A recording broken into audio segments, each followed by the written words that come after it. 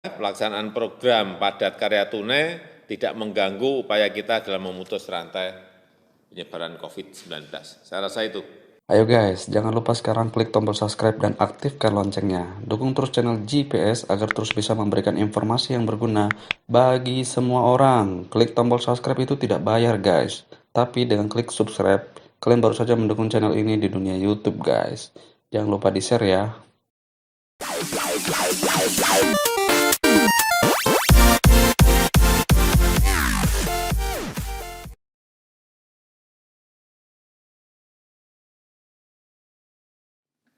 Bismillahirrahmanirrahim. Assalamualaikum warahmatullahi wabarakatuh. Rapat terbatas hari ini akan dibahas mengenai percepatan program padat karya tunai. Kita ingin melindungi masyarakat dari penyebaran COVID, tapi juga kita ingin menjaga daya beli masyarakat, terutama masyarakat miskin di pedesaan. Untuk menjaga daya beli masyarakat di pedesaan, pemerintah melakukan dua cara yang bergerak simultan. Yang pertama, penyaluran program perlindungan sosial yang tadi sudah kita bicarakan. Dan yang kedua, kita ingin mempercepat pelaksanaan program padat karya tunai yang dapat membuka lapangan pekerjaan dan menjaga daya beli masyarakat kita di pedesaan. Saya ingin menekankan beberapa hal. Yang pertama, kepada seluruh menteri, kepala lembaga, dan kepala daerah untuk memperbanyak program-program yang sifatnya padat karya tunai. Ini adalah keadaan yang tidak normal dan masyarakat pada posisi yang sulit. Oleh sebab itu, memperbanyak program-program padat karya tunai adalah menjadi kewajiban semua kementerian, lembaga, dan daerah. Jadi kalau biasanya mungkin hanya membuat 10, ya sekarang ini harus membuat 50, paling tidak 5 kali. Kalau hanya normal-normal saja ya enggak akan ada tendangannya.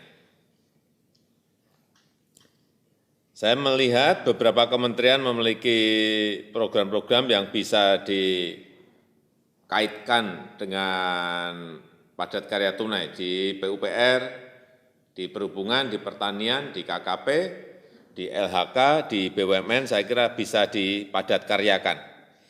Yang kedua, ini mungkin juga bisa secara masif dilakukan dan dijalankan dalam rangka skema dana desa.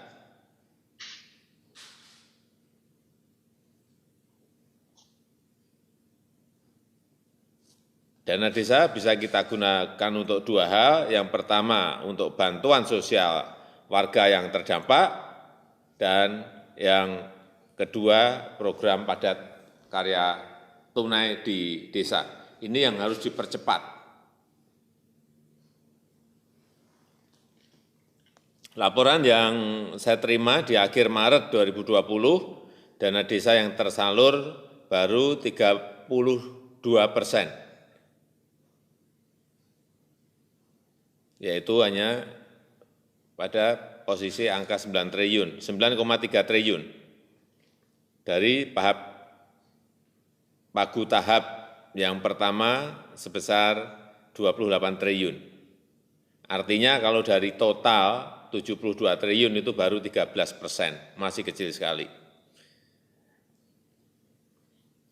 Saya minta agar dari Kemendes membuat pedoman, memberikan panduan agar program padat karya tunai ini betul-betul bisa masif dan tepat sasaran. Dan ini harus diberikan prioritas pada keluarga-keluarga miskin, pada pengangguran, pada yang setengah menganggur. Dan kalau bisa memang upah kerja itu diberikan setiap hari. Tapi kalau enggak bisa ya 1 minggu. Yang ketiga yang ingin juga saya ingatkan agar pelaksanaan padat karya tunai ini menjalankan protokol kesehatan yang ketat. menjaga jarak, memakai masker, sehingga pelaksanaan program padat karya tunai tidak mengganggu upaya kita dalam memutus rantai penyebaran COVID-19. Saya rasa itu sebagai pengantar.